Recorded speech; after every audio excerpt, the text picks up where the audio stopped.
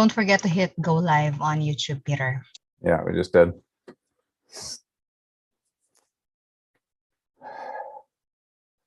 All right.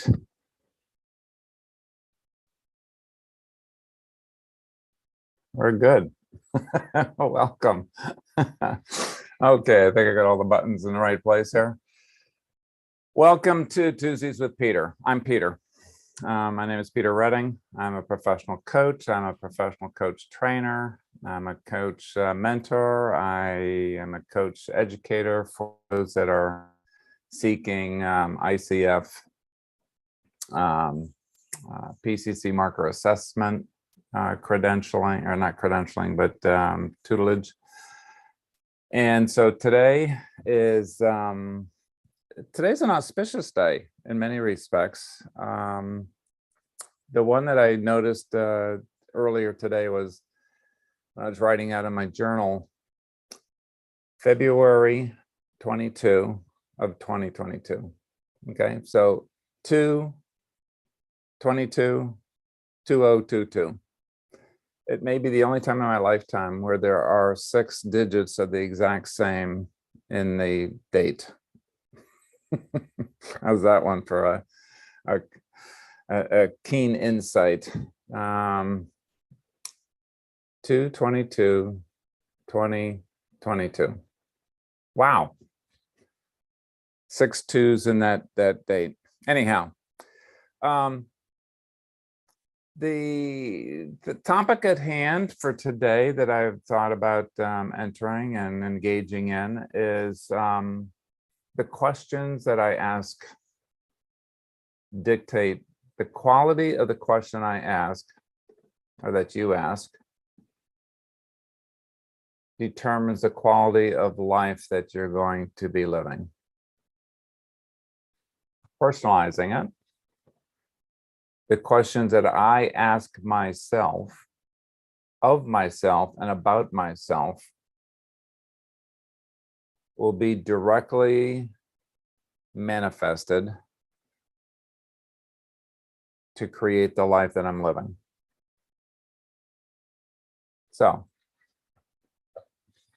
if I ask myself, okay, so Peter, how do you get ahead in your career?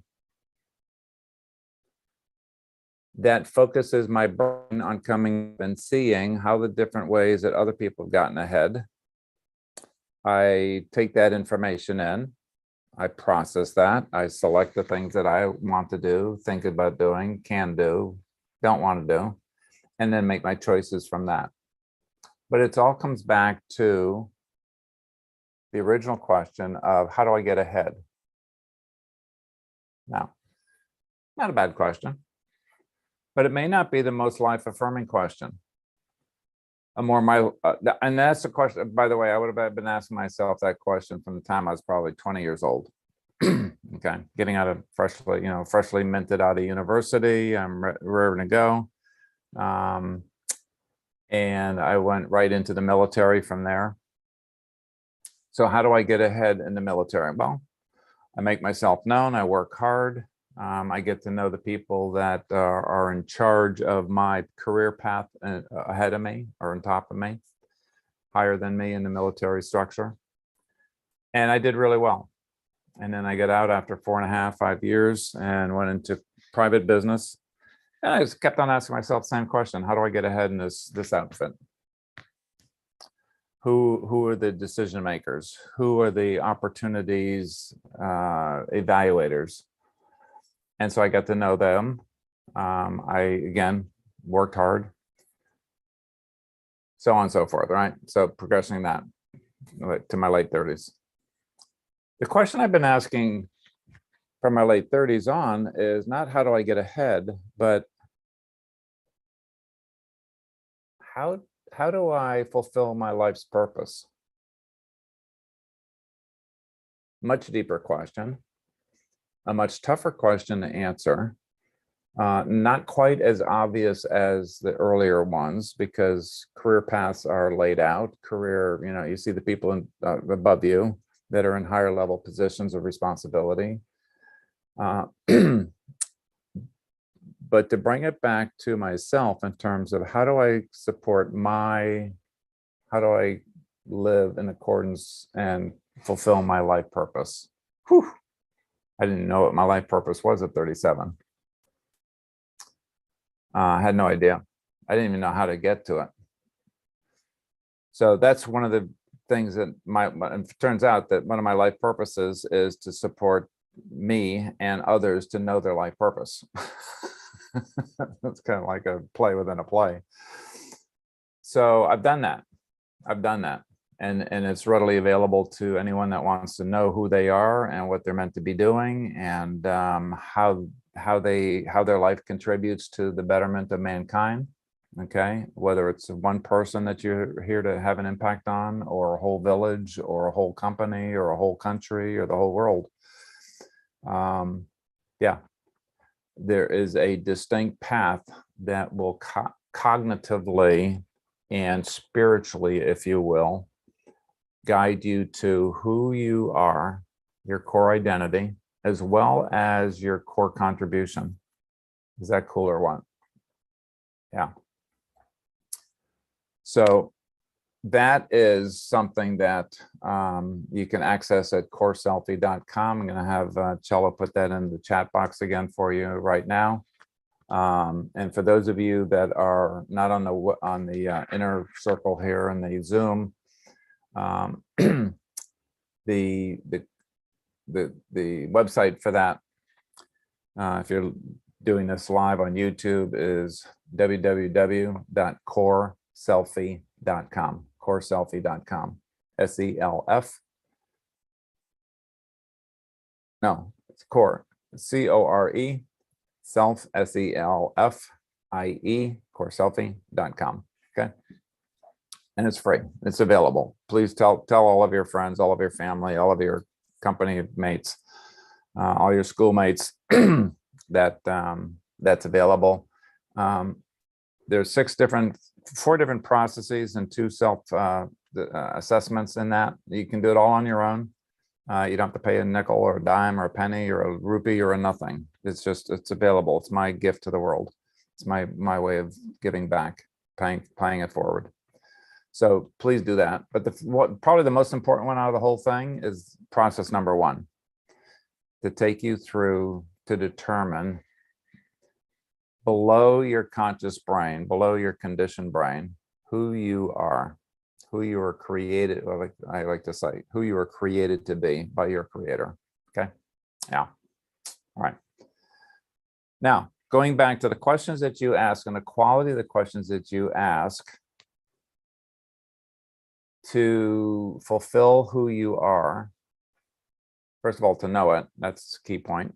Second of all, to ask questions now in terms of, give you an example. Let me just give you an example of my current stage of life. Okay. So one of the questions I ask is, how do I keep my mind sharp? It's one of the questions I've asked myself for the last probably 4 or 5 years. And one of the answers that comes back is to continue to be an avid learner. I love learning. I like exploring different things in the world, different processes, different ways of doing things. So I'm learning all the time. I probably spend easily 3 to 4 hours every day learning about new stuff. All right, and a lot of it through YouTube now, because it's the new, Encyclopedia Britannica. Where everything used to be published in a book, and then you change it about every 4 or 5 years because things needed to be updated, except for maybe some history items. Now things change daily, and people are recording things, videoing things, talking about their hobbies, talking about different ways of doing things, talking about different parts of the world, talking about different technologies that are now available, how to use them.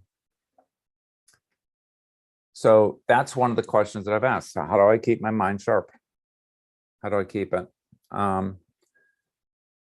Another thing that came through in terms of keeping my mind sharp is what I eat. So I use this thing called brain octane oil. And it's like it's a refined coconut oil. And I learned, as it turns out, the brain needs oil, lubrication, quite literally, to have it function properly and effectively and at peak performance. So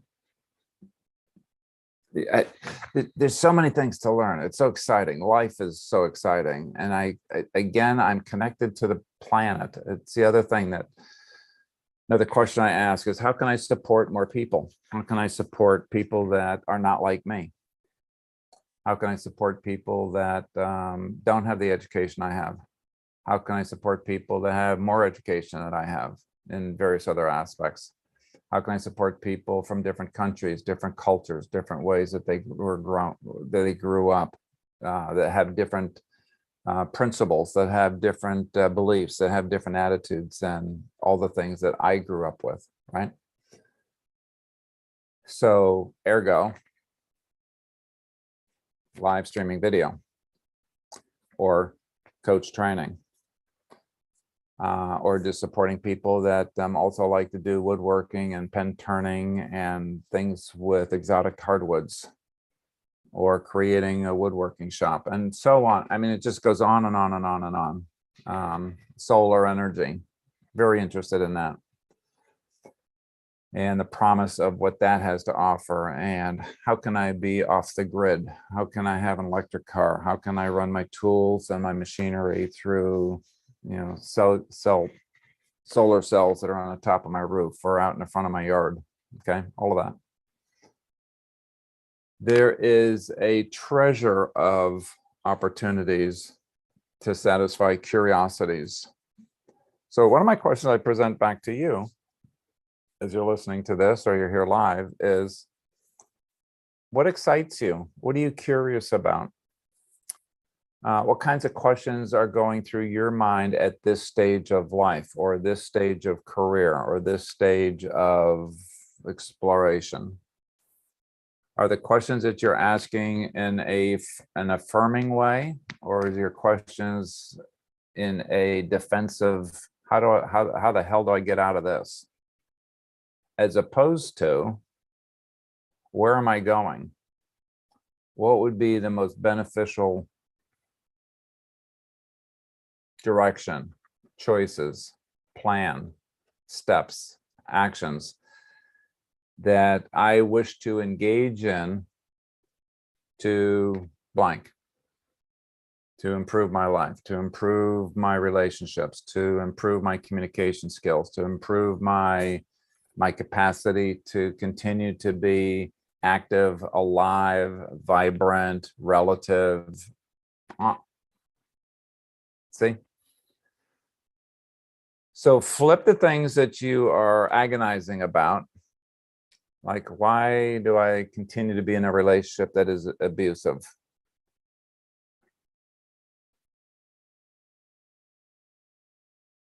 Turning that over to a more affirmative question, and I think a more practical question, frankly, is, what kind of relationship do I want to attract?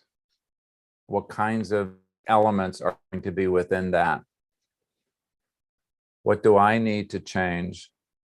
What do I need to let go of? What do I need to learn? What do I need to accept responsibility for in order to, again, fill in the blank for yourself, to have a better career, have a better relationship?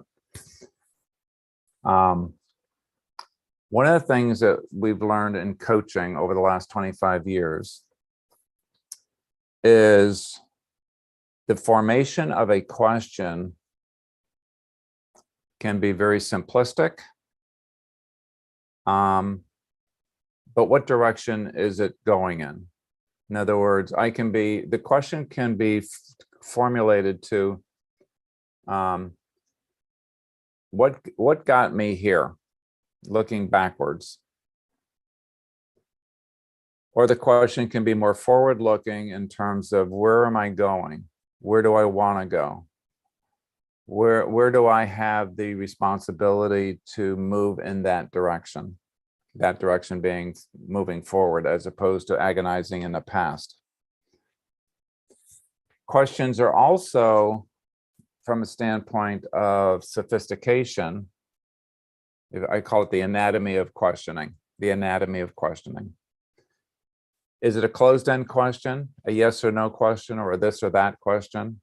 You know, it's like this way or that way, or yes or no. That's a closed-end question. Open question is what, how, when, where, maybe even sometimes why, although why tends to be more backward reflecting, justifying, say, why do I want that? I have to kind of go backwards to kind of re-justify that or figure it out. So I don't like why questions, even though that is an open-end question. So to look at an open-end question, life affirming, moving forward, and it's mostly about me, by the way, not Peter Redding. I mean, Peter Redding for Peter Redding. Yeah, got that. All right. But what's a question that you would ask yourself that would support you to move forward, support you to take responsibility to do whatever it is that is your job to do, as opposed to waiting for somebody else to do it for you or answer it for you? What do I need to do? What responsibilities do I need to take in my life to stay active, to stay healthy, to stay vibrant, to continue learning, to keep my mind sharp, all of those kinds of things? It's an inside job that only Peter Redding can do for Peter Redding, and only you can do for you. Much more taking responsibility. It's a courageous thing as opposed to acquiescing to the will of somebody else around me. Peter, here's what you need to do to be happy.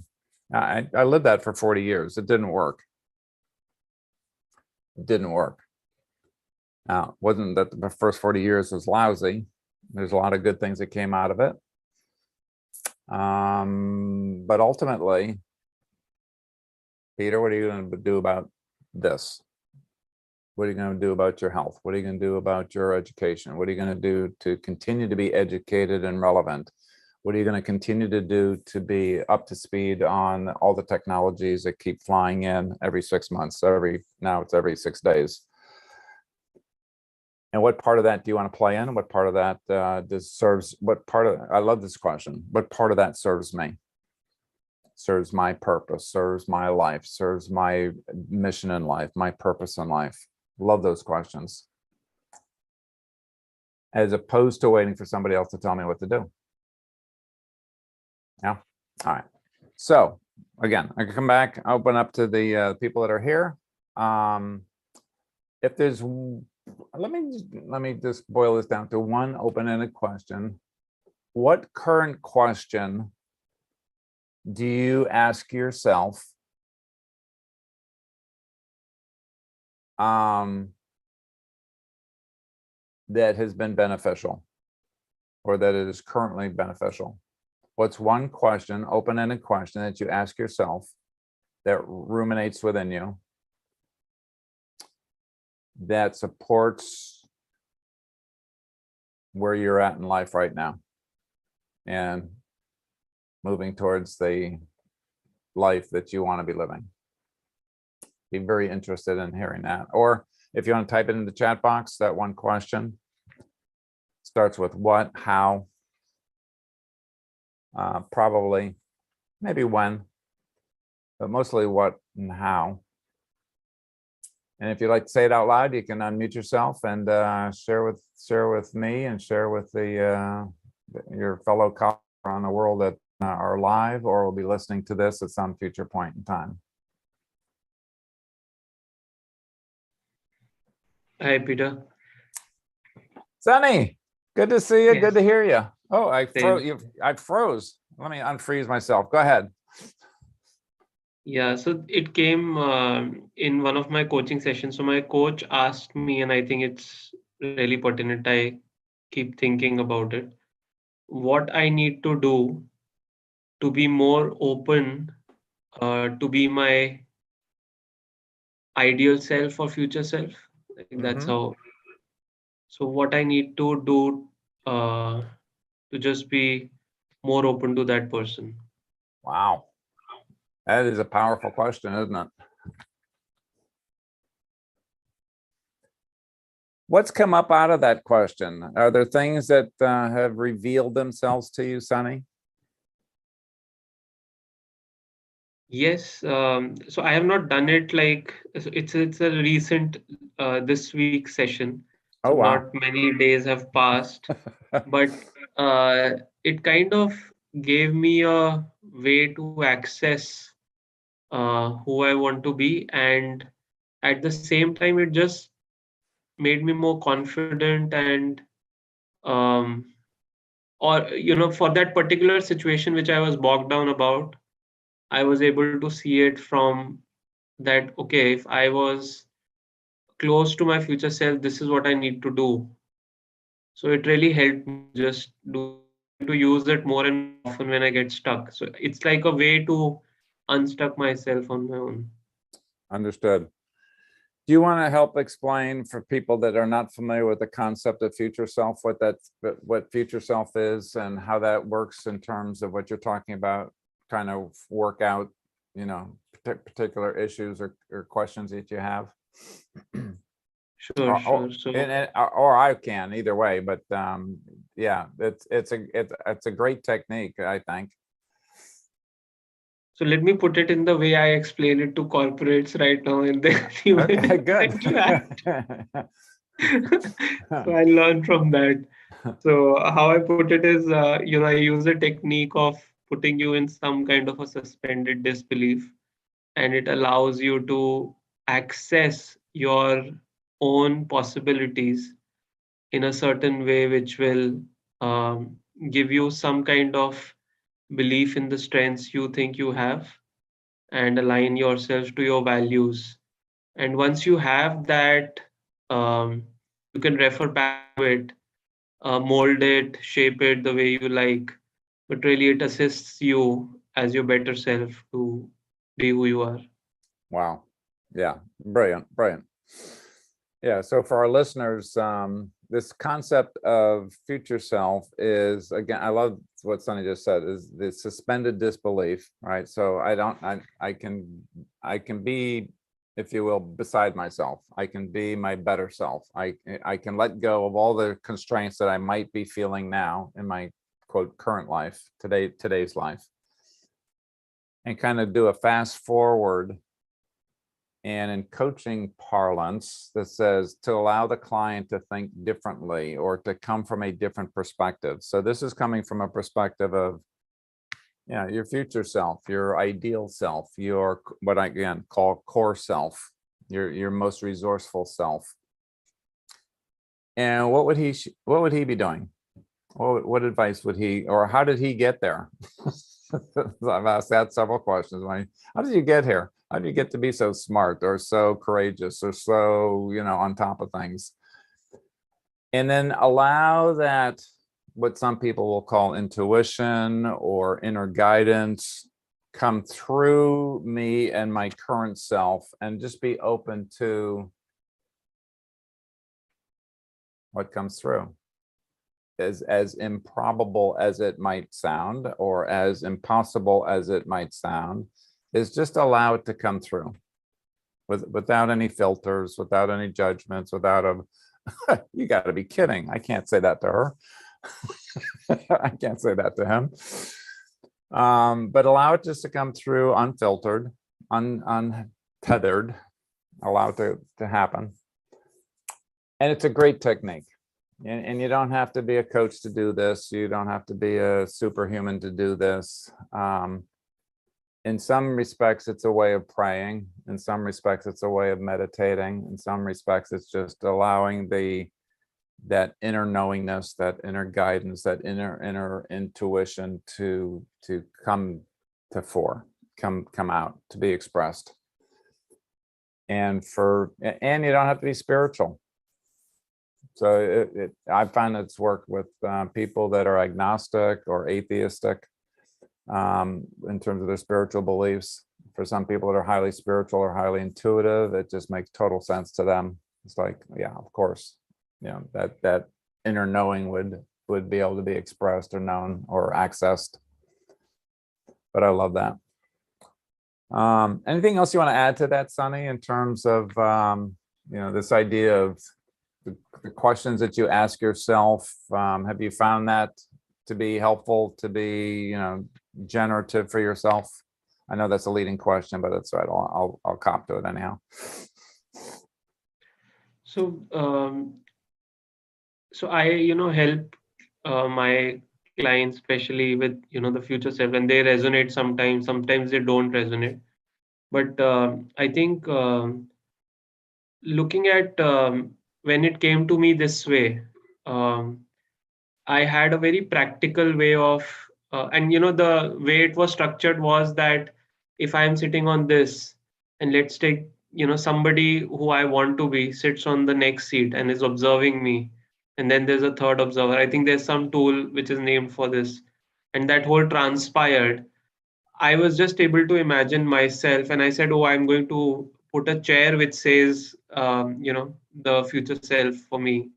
And just say, okay, if I'm ever in any doubt, I just need to go and sit in that chair physically and just look at the scenario from that. So I think it's what really has worked is a way to really access it more often than wait for a coach to do it in a session who really talks about it in this way, but I can do it myself. So I think that's really been key, that if I'm stuck somewhere, I just need to go and sit in that chair.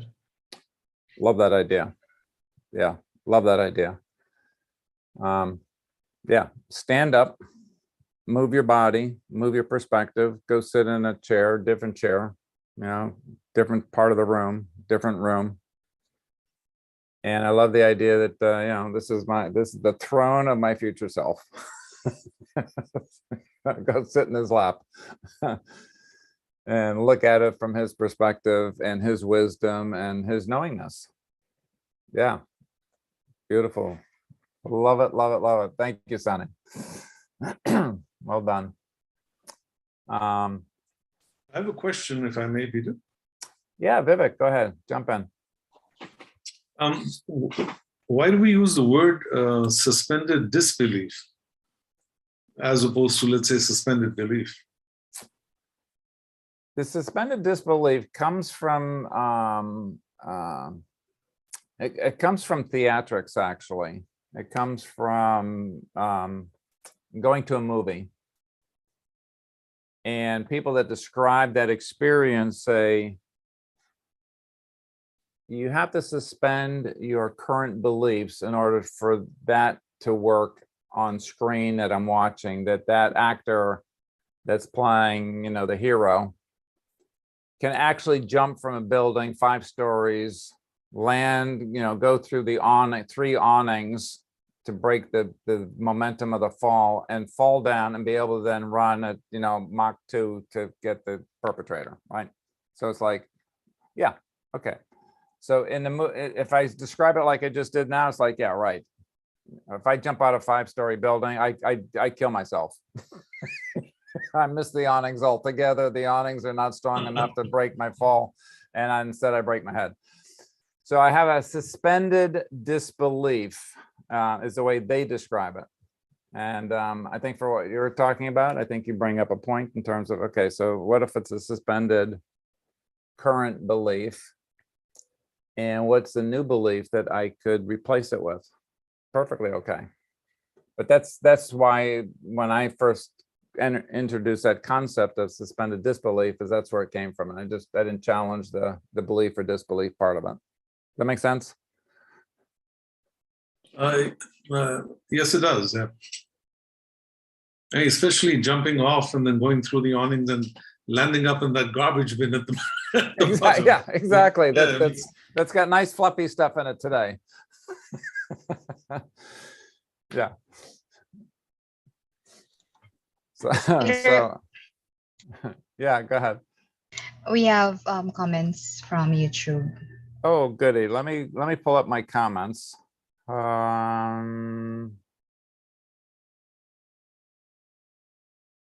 Would you like me to read out for you? No, I just need to get them up on my screen here so that I can take a look at them. Okay. But thank you for that, Cello.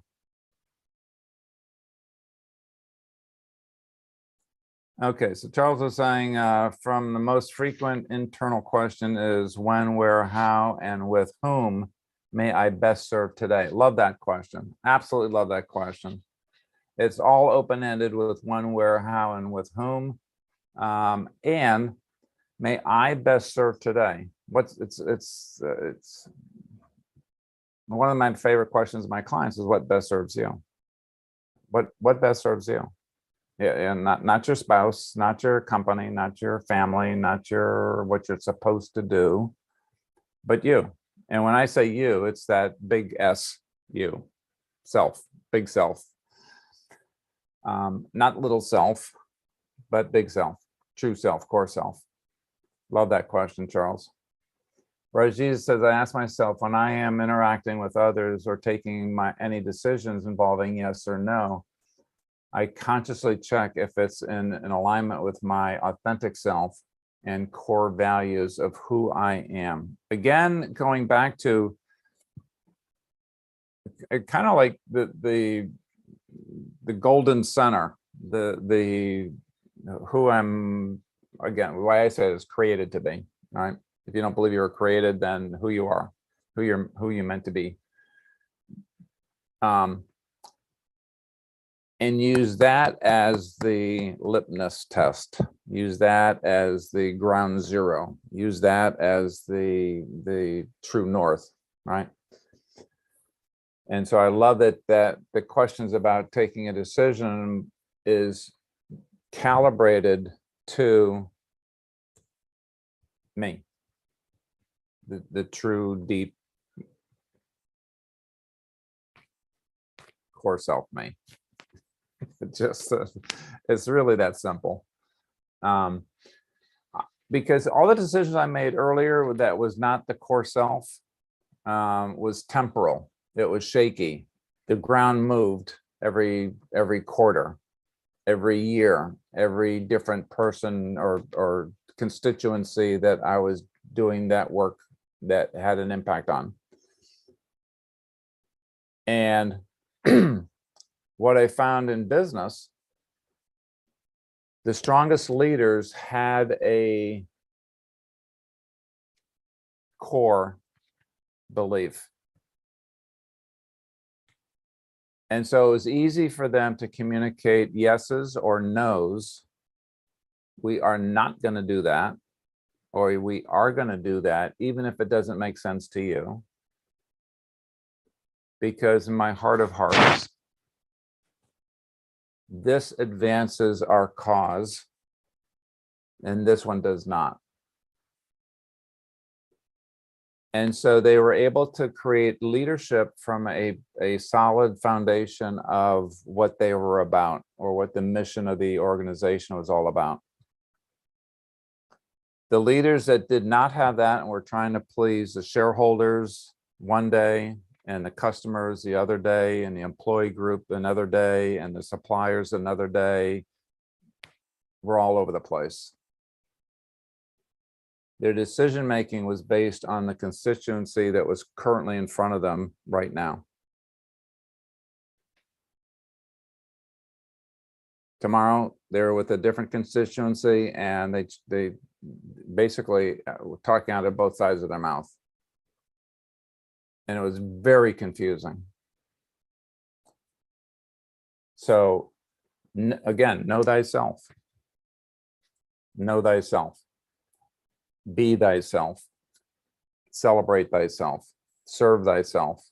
Do the work that you're here to do. All of that comes back to that core concept. Charles is saying, oh, I miss you, Vivek. So glad that you're here. So we have a bromance going on here.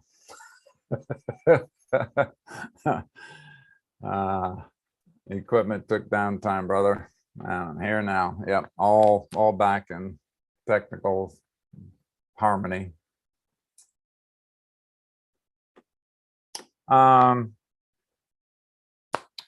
Any other major, Charles, what's a question that you ask yourself that supports you at this stage of life, this stage of your profession, this stage of doing magnificent in the world?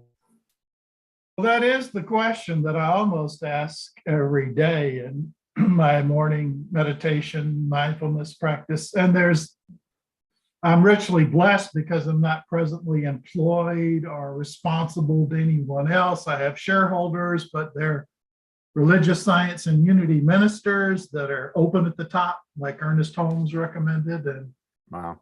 with them, I've gone through probably scores of training about your ideal self, your ultimate future, your ideal vision, all those kinds of things.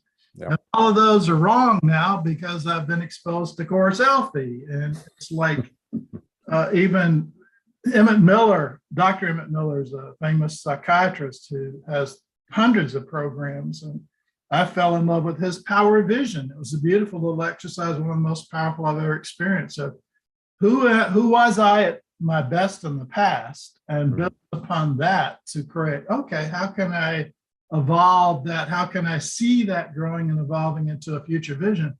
But again, without knowing your true core self, I mean, it's like, I can't find a perfect analogy for it. The quote that came to mind early on in this call was the one, if it is true that 70% of a solution is determined by the clarity of the question, and you don't know who you really are, go to CoreSELFtech.com, don't bother me until you have. So I'm really grateful for you, and I really appreciated Sonny's response too. I mean, I just love the fact that one plus factor of COVID is more and more people are awakening to the inherent power we have to help shape and determine our future destiny. But again, if you haven't got that solid foundation that Peter J. Redding is gifting to the world, which I occasionally promote, Thank you.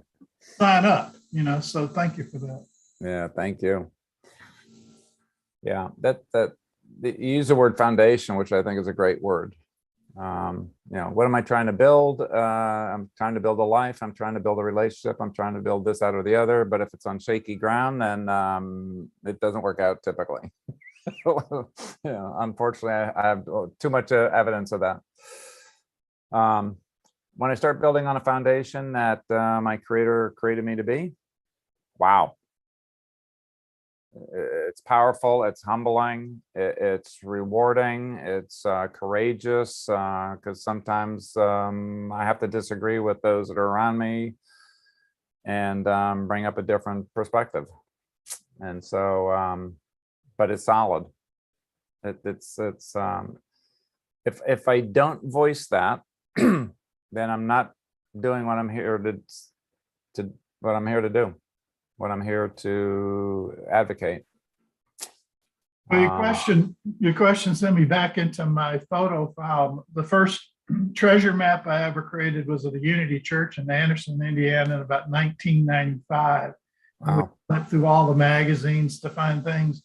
And the one image that I still resonate with every day in multiple ways is make it God's business. Yeah, that's not just about, the God, this, whatever that God is, but right. Your focus. How do we serve others? How do we uncover the gifts and talents that have been entrusted to us? And how do we share those the way we came here to do? Amen. Amen, brother. Yeah.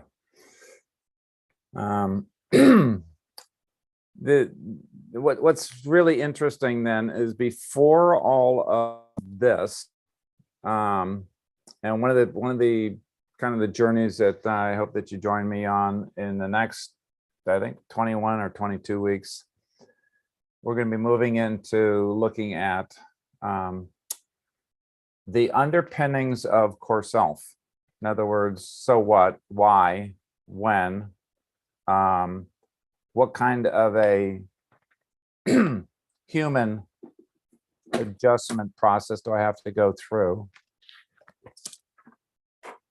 It's going to be, I don't know if you can read that or not, or if it's backwards, I'm not sure, probably backwards for you, but it's Positively Brilliant Self-Mastery by none other than Peter J. Redding. All right, so this is a little book that I published back I think in 2000 and I think I wrote it in 2005 or 2004 and published it the year later.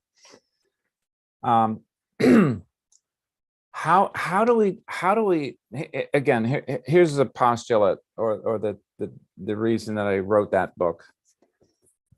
What do I need to do as a human being that has received so much conditioning? And I believe that we all do. Because at the child level, baby level, I am dependent by definition on my caretakers. They have to feed me. They clothe me. They educate me. They enculturate me to the best of their ability, so that that's their way of protecting me. That's their way of nurturing me. That's their way of showing love for me. Or if you weren't in that kind of scenario, then how did you survive? You survived on your wits. You just survived, and it might have been a brutal upbringing, whatever that all looks like for each individual worldwide. There are certain things that I come to believe as a result of that. Now, at whatever stage of life, and I've had students that were 18 years old that were so much more consciously aware than I was at 38 years old. It's ridiculous. And God bless them. That, you know, really good karma, whatever it took for them to have that experience at 18. But there's still conditioning and things that take place early on in life and throughout life, and continue to, even to this day, of social media bombardment or media bombardment. Here's who you are supposed to be. Here's how you are supposed to act. It's not okay for you to deviate from the, quote, the norm. And the norm is always dictated by the people that are in the majority, typically, historically. All right. So in this organization, we have mostly French people. So we have a French leadership. We're going to have French philosophies for those that are connected to this company.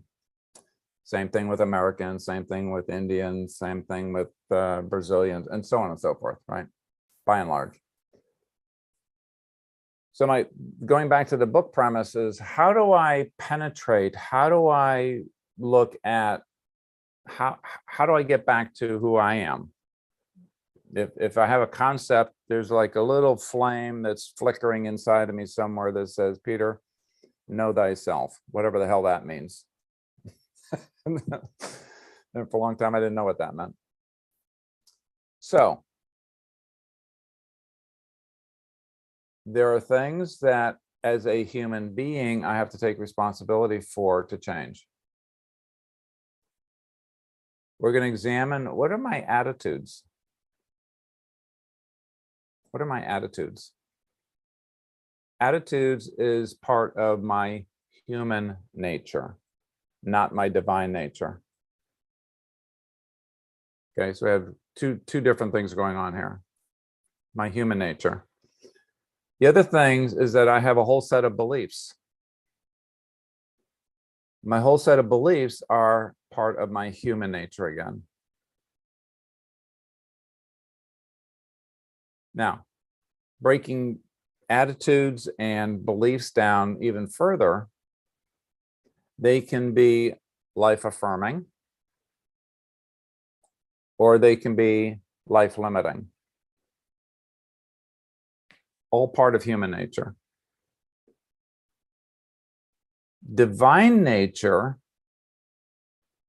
and the exploration into that is the predecessor to CoreSELFtech, of how do you actually get to it.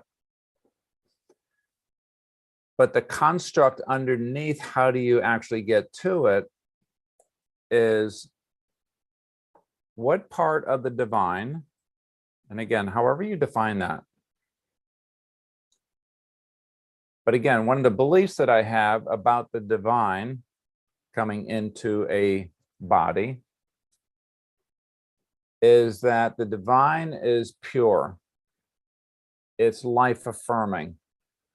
It's generative. It's compassionate. It's love personified.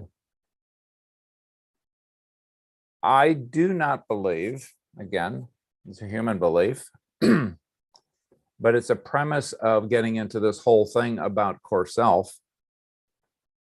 I do not believe that your God, your deity, your universe, your spirit, your creator, again, however you hold that, whatever name you give to that, says, okay, so, 98% of you that I create are going to be good, decent human beings that are capable of love. But I still got this 2% of the universe that's just for crap. And I'm gonna put that into the other 2% of you. I just do not believe that. I believe that the creator creates from his, her, their image that is innately whole, WHOLE, complete, and innately generative. That's what gets put inside this physical body in all of its different forms and all of its different expressions and all of its different ways of being. The negativity comes through our conditioning. You can't trust these people because of this. We don't like these kinds of people. These people are different than us and it's not okay. God didn't create these kinds of people. They're a deviant to, us. Again, whatever us is defined for that particular group to feel safe. So how do we separate the wheat from the chaff? How do we separate what is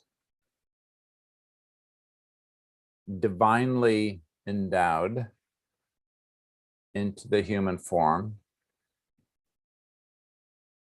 And what kind of attitudes or beliefs do I need to look at, examine, change?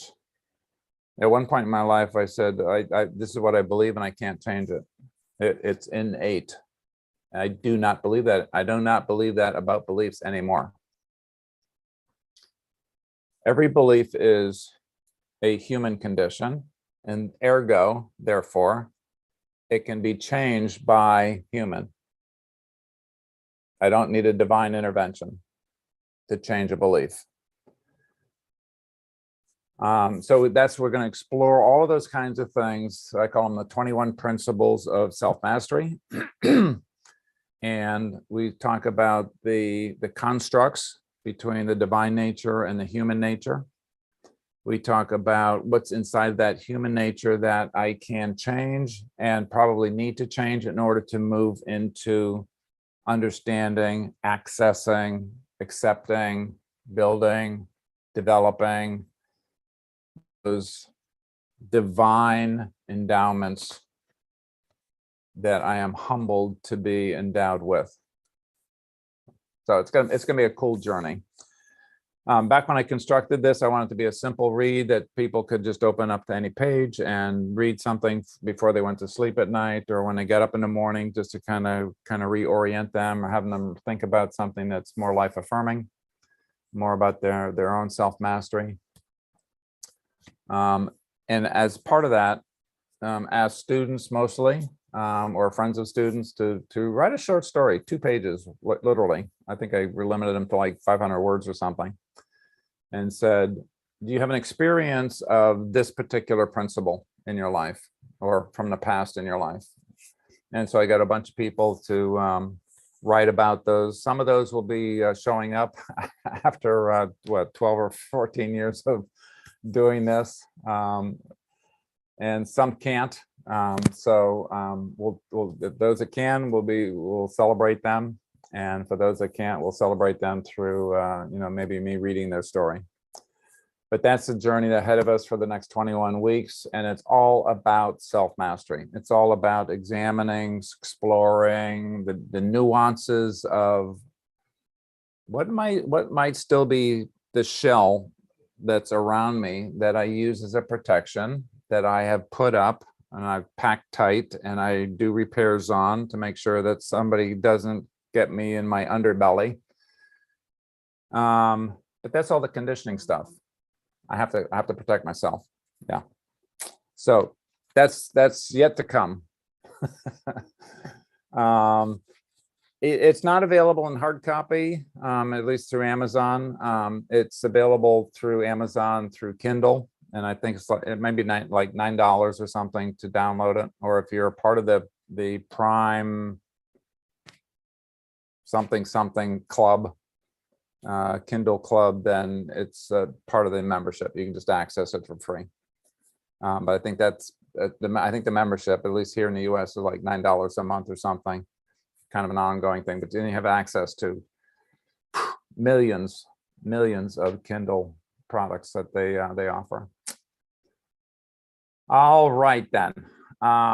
We've got about 8 minutes to go here. Any last words or ideas in terms of questions or things that have been generated in this conversation today?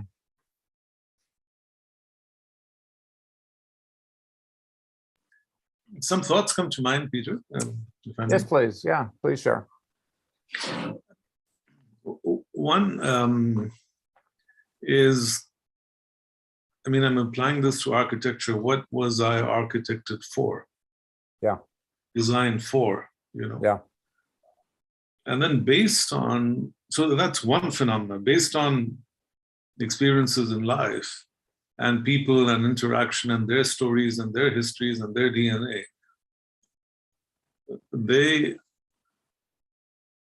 become interior decorators, or, you know, or hire them to surround my architecture with what they like to see. And so, I could have been designed as a very high-tech something, but somebody might want to make it look like an ancient log cabin, and then that's what people see. So eventually it's also about deconstructing. That's what I got, from this, is it's about deconstructing everyone's opinions, impressions, deconstructing my own habits, deconstructing my own wishes for myself, to actually finding out my core self, that what's my original design, no matter how I've been painted, Amen. Yeah. Yeah. Great metaphor. A great metaphor. Yeah. Other people wanted me to be a cathedral, and you know what? I wasn't born to be a cathedral. I was born to be a log cabin. And so, my cathedral is made out of logs, and it only went up so high, and then it kind of crumbled, and life fell apart because I couldn't keep up that. I didn't have the energy for that. That's not why I was built. Love that analogy. Well, Vivek is channeling Michelangelo again, Yeah. way what's not part of my true core self. Amen. Mastery that I see on this screen, brother, show up. All right? Amen. Amen. I'm going to follow up with you, Peter, about getting the book available, if you open this, right away on softcover, putting it in that Kindle Select program that you're mentioning, so that you would have the choice to make the book available free 3 days within the next 3 months, and you could tie that to those 21 days. Yeah, I think that's a great idea. I don't know how you do it, but I know people that do know how to do it. I know how to do it. His name is Charles. And I'm again offering. Okay. Now that you're doing the 21, I'm excited that you're going to have some of those 20 other people come onto the call. I mean, that's. I am too. I put a new tagline into the chat: positive, brilliant, total self mastery, beginning at CoreSELFtech.com. There you go. Yeah. Can I ask you a question? Yeah, Sonny, go ahead. So, Peter, it's on belief, like you were talking. So, and I'll share my example. So, let's say I had the belief that I need help. So this was particularly in a session that around website. I was like, okay, who's supposed to help me doing this, Mhm. that? Mhm. Till I came to this conclusion that, okay, I am supposed to help myself. There was this understanding that, okay, I was getting into the belief that I need to seek help, but I am the one who needs to really move. And then life happens. And I've had this same question come up in a different way, or maybe the same belief. So, my question is, does the belief really, when you look at life spectrum, does it come back again? The conditioning, because, life happens, there are things which are happening, or the belief is rooted in various situations, and I have to kind of look at it and uproot it in various situations to be really get to the self mastery. I love the question. I love the context of the question. I believe that the inner self does not change in our lifetime. So the question always comes back to me in terms of, okay, does this belief continue to serve me? Does the belief that I need help continue to serve me in this situation and at this stage of life and in this part of my career or this relationship? So there's some contextual things around this to say, and a tangential question, by the way, is this my work to do? Okay. One of the things I'm contemplating is moving to a house and a property that has more property that I can do some things on it that I can't do in my current property. Okay, so put it into your terms. I need help building a house, or I need help repairing a house. I'm not that guy. That's not my work to do. Now, if society continues to say, no, you have to do everything yourself, or that's the way I was grown up and, in my conditioning, no, you do it yourself. You don't expect your neighbors to do it for you. And there's some neighborhoods that are like that, or some cultures that are like that. Then that is a life-limiting belief. Okay, so then I have to figure out how to do my own plumbing. I have to do my own electrical. I have to do my own construction. I have to do my own figuring out the stresses of the roof in this weather condition. And is it rated up to 150 miles an hour for a potential hurricane? There are experts that do that every day.